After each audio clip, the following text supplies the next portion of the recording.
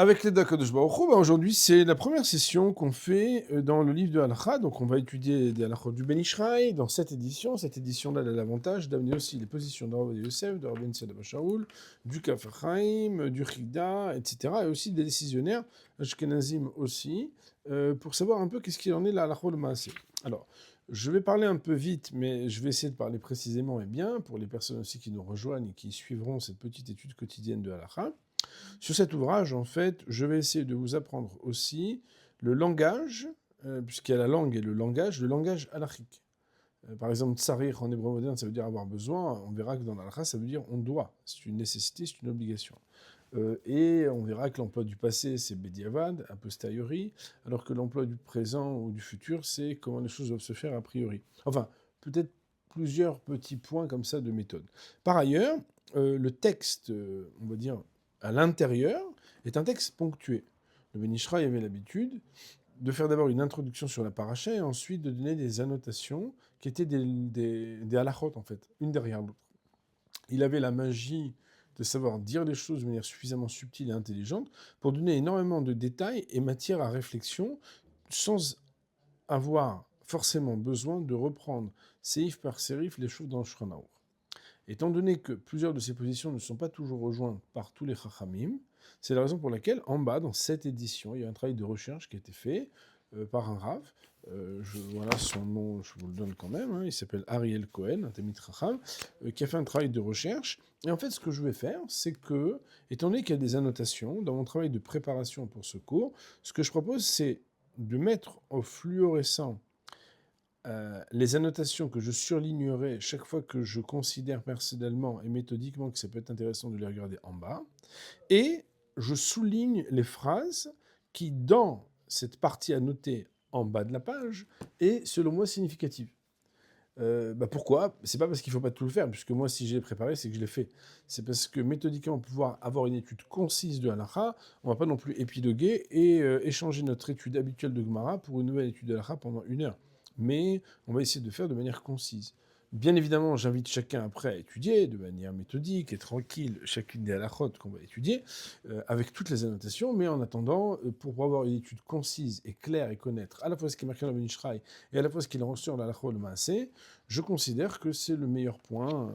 Sachant que, dans la marge, moi j'ai l'habitude, alors je ne vends pas ma méthode, mais j'enseigne à des élèves, en général, lorsque je marque d'un trait en dessous d'une phrase, c'est que c'est quelque chose qui est intéressant. Lorsque je mets un trait à côté, c'est-à-dire dans la marge, qu'elle soit à gauche ou à droite selon les torim, selon les colonnes, c'est parce qu'il y a quelque chose de plus ou de nouveau.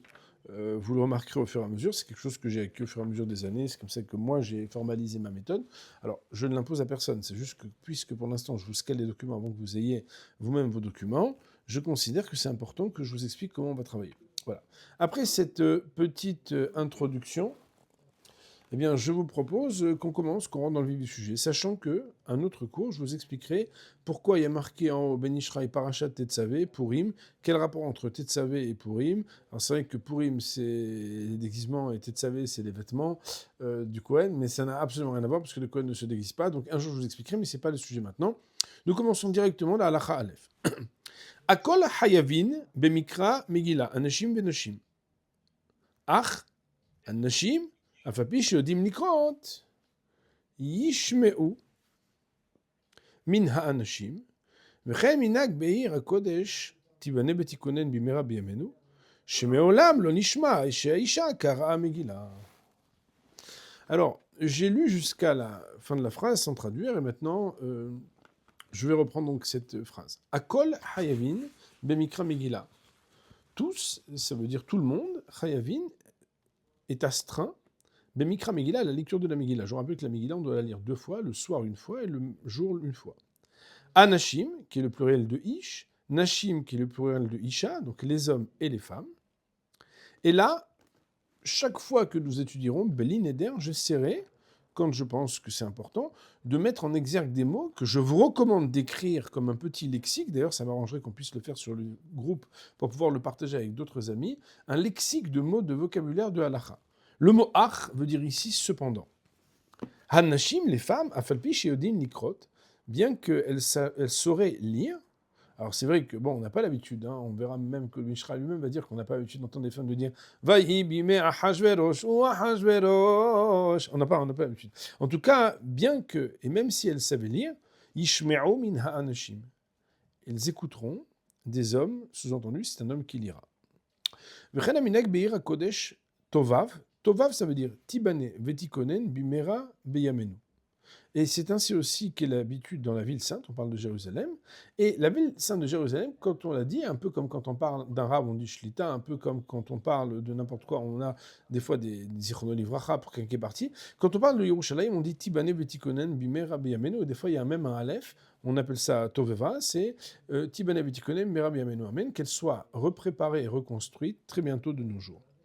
Et chez Meolam, lo nishma sheisha kara Megillah, que jamais nous n'avons entendu qu'une femme lit la Megillah.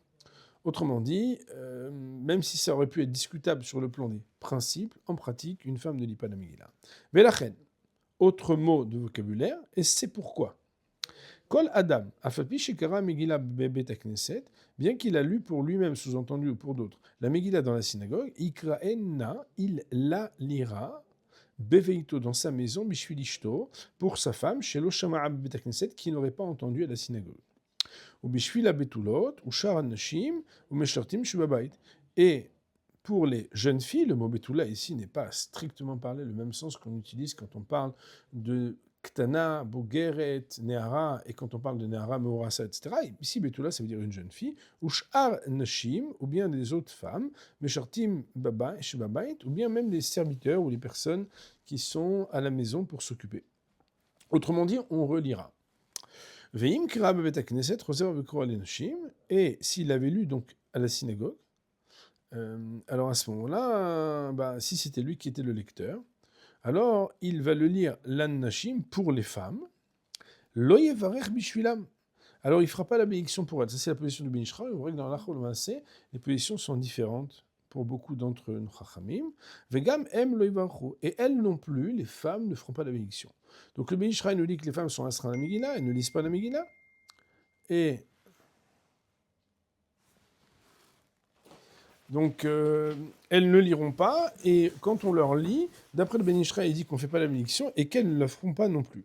Alors, je voudrais qu'on regarde ensemble les commentaires sur cette partie-là, en ne regardant qu'uniquement les points que j'ai surlignés au surligneur, donc au stabilo, et les lignes qui sont significatives. Vous verrez qu'il y a déjà du travail. La notation Guimel, vous vous rappelez sur quoi elle se rapporte, puisqu'en fait, je l'ai surligné aussi en haut. Il y a marqué qu'il faut que les femmes écoutent des hommes. Il y a marqué Kevan sheyesh omrim shanashim chayavot rak lishmoa Vélo Likro. Et la raison, elle est puisque il y en a qui disent que les femmes sont engagées uniquement à devoir écouter et pas à devoir lire. Or, devoir écouter et pas devoir lire fait qu'elles doivent écouter et non pas lire. Et c'est la raison pour laquelle il faudra qu'elles écoutent et pas qu'elles lisent. Et je vous ai ramené ici, dans la deuxième ligne surlignée, Ve'uva b'shulchan aruch b'shem yesh omrim. Et cette opinion-là, même si elle n'a pas l'air d'être tranchée comme la position de base du Shulchan Aruch, étant donné qu'elle a été amenée comme un yesh omrim, c'est-à-dire il y en a qui pensent que, et vous vous rappelez que stam beyesh alachak et stam, il y a une discussion dans les poskim à savoir, alors pourquoi le Shulchan Aruch il amène le yesh? Ici, ça veut dire qu'on devrait être mahmir des incidences qui concernent le yesh, à savoir, une femme écoutera mais elle ne fera pas la bénédiction. Deuxième point, c'est le point que je vous ai mis dans la colonne de gauche en bas. Et je l'ai trouvé intéressante puisque c'est un cas de figure où, des fois, par exemple, il y a une jeune femme, elle est partie en voyage, et elle est, par exemple, a fait ses études en province, elle n'a pas pu aller écouter la Megillah, elle est seule, mais elle sait lire, elle était une fille de séminaire, on va même dire qu'elle a une Megillah, etc. Alors, ve'im en mi sheikrala, et si elle n'a personne pour lui lire la Megillah, elle dit, écoutez, Kvodarav, j'aurais bien aimé, mais là, j'ai personne. Alors là, il est ramené au Mnuchay Adam, Shiyechola Likro, elle peut lire pour elle la Megillah, puisque là, on est dans un cas de figure où elle ne peut pas faire autrement. Ou Benoussach Abracha, alors quelle est la bénédiction qu'elle va prononcer? Alors il faut savoir que, tout à l'heure, on a dit qu'il y en a qui disent qu'elle n'est astreinte qu'à écouter la Megillah. Alors est-ce qu'elle fera la bénédiction d'écouter alors que c'est elle qui va lire? Eh bien non. Les dates, les Ashkenazim disent qu'on n'est fait que l'Ishmoa, mais d'après les Sfaradim, elle va faire la bénédiction comme les hommes. Al Mikra Megillah. Alors pour ceux qui le découvrent, la bracha qu'on fait, c'est pas l'Ishmoa Megillah, mais Al Mikra Megillah. Et il nous dit le Rav d'ailleurs, dans les lignes qui sont surlignées en dessous, Vekar Katav, Alors là, l'abréviation, vous devez la prendre une fois pour toutes. Haor Letzion, le Or Letzion qui est le Rav Bension Abba Shaul, dont je vous montre le livre ici si vous ne le connaissez pas, mais je pense que tout le monde connaît ce livre, hein, Or Letzion. Et aussi, Ve Hazon Ovadia. Hazon Ovadia, je pense que c'est un livre suffisamment connu, c'est le livre de Psakim de Rav Ovadia Yosef. Ube Alichot Olam. Et Alichot Olam, c'est le livre de Rav Ovadia Yosef sur les Psakim du Ben Ishraï. Autrement dit, une femme doit a priori uniquement écouter la Megillah et ne pas la lire. Mais si jamais elle n'a personne pour le lire, non seulement elle le lit, mais elle dit la bénédiction comme les hommes, al-Mikra Megillah. Donc voilà, maintenant. Quand nous avons dit tout à l'heure qu'en principe, si un homme a déjà fait la lecture de la Megillah, il ne fera pas la bénédiction pour les femmes. Alors ici, regardez, quand vous tournez la page, il y a 5 raisons qui sont évoquées pour savoir pourquoi, en principe, on ne devrait pas faire la bénédiction pour les femmes. En principe, mais attention, vous allez apprendre qu'il y a une différence entre en principe et en pratique. Parce qu'en principe, si on demande pourquoi Ben Ishraï a dit ça, il y a 5 raisons. Mais en pratique, on verra que dans la halakha, nous, c'est-à-dire nous, tout le monde, applique la loi qu'un homme peut faire la bénédiction de Mikra Megillah pour les femmes. Voyons, si vous voulez bien, les 5 raisons. La première raison, c'est qu'une femme aurait des difficultés à se concentrer. Deuxièmement, c'est qu'une femme, il y en a qui disent qu'on fait la bénédiction que de toute façon si on est 10. Et des fois, vous êtes seul avec une femme, vous dites, enfin, seul avec une femme, même avec votre épouse, et c'est impossible puisqu'on n'est pas 10. Troisièmement, c'est qu'il y en a qui disent que les femmes, elles doivent que écouter et pas lire. Donc faire la bénédiction sur la lecture alors qu'elles doivent que écouter, c'est un problème. Il faudrait au moins qu'il y en ait qui soient astreints à l'obligation de lire aussi. Quatrième raison, c'est parce qu'il y en a qui disent que quand on est astreint uniquement d'écouter, on ne fait pas la bénédiction sur la lecture. Et cinquièmement, c'est parce qu'il y a une discussion à savoir quand quelqu'un lit pour celui qui ne peut qu'écouter, est-ce que c'est celui qui lit qui fait la bénédiction ou celui qui va écouter qui fait la bénédiction? Alors je vous ai ramené en bas avec la petite flèche à droite. Omnam kadvor le Tzion, ve'achazon ovadia, ve'alichot olam. Néanmoins, cependant, on écrit le Rav Bension Abba Shaul dans Or Letzion, le Chazon Ovadia, donc Rav Ovadia Yosef et le Alichot Olam, Shikarata Mushanashim Lam Yodon Lakshiv Etev. Que la raison principale, c'est uniquement parce que les femmes ne pouvaient pas vraiment écouter sérieusement. Et il dit le Rav, on saute de ligne, c'est la raison pour laquelle ils ont écrit Katvu chez Dinza Esher, Terbizman Rabbeinu. Ça, c'était à l'époque du Ben Ishraï. Les femmes n'étaient pas aussi lettrées que de nos jours. Vous savez que nos femmes aujourd'hui, elles sont au séminaire, elles étudient la Torah, elles écoutent des shiurim, du Rav Ben Riem, enfin, je sais pas, n'importe qui, quoi. En tout cas, Shanashim lo Evin, Shana Kodesh. À l'époque, les femmes, elles ne comprenaient pas tout. Mais Aval Bismané, nous, on saute quelques lignes, mais de nos jours, Shanashim Yodot Etev la Shana Kodesh, que les femmes, elles connaissent bien l'hébreu. Si elle dit non, mais je te promets, je vous promets, je vais être sérieuse, je vais écouter du début jusqu'à la fin. Bien évidemment, on n'a pas besoin de passer promesse, mais ça veut dire que si elles sont sérieuses, alors il n'y aurait pas de problème de faire la bénédiction. Et bien, émettre que lorsque j'ai ouvert pour préparer ce shiur, les responsables de Rav Bension Abba Shaul, pour regarder ces responsables, le Rav Bension Abba Shaul, alors c'est écrit que c'est la femme ou une des femmes qui fera la bénédiction. Donc ça voudrait dire que, d'après la structure, l'homme, il pourrait faire la bénédiction, ce qu'on a dit, puisque la raison, elle n'est pas honorée de nos jours pour dire qu'on ne peut pas la faire. Mais ici, en tout cas, c'est marqué dans les mots. Isha Omedet et Tatsma, une femme qui voit qu'elle peut écouter du début jusqu'à la fin. Alors, Tevarer Bracha al Mikra Megillah, elle fera la bénédiction de Mikra Megillah ou chez Asanissim, et le soir, elle dira même chez Chianou. Et il faut savoir qu'il y a une bénédiction en général après la Megillah. Alors ça, c'est uniquement s'il y a 10 femmes qui sont présentes, puisqu'il y en a qui disent que la bénédiction de Harav et Rivenu, c'est uniquement quand on est 10. À ce moment-là, elles pourront même faire la bénédiction de Harav et Rivenu. Et je pense que si on veut respecter notre horaire, même si nous n'avons pas fait 2 halachot, nous devrons nous arrêter là et dire Baruch Neil Olam, Amen V'Amen.